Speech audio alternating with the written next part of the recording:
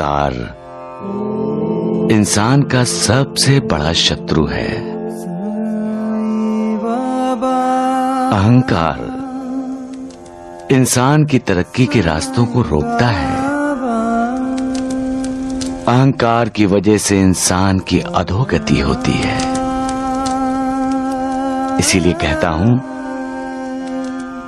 सदैव मेरी याद में मन को लगाए रखो, ताकि वो मोह माया में ना फंसे।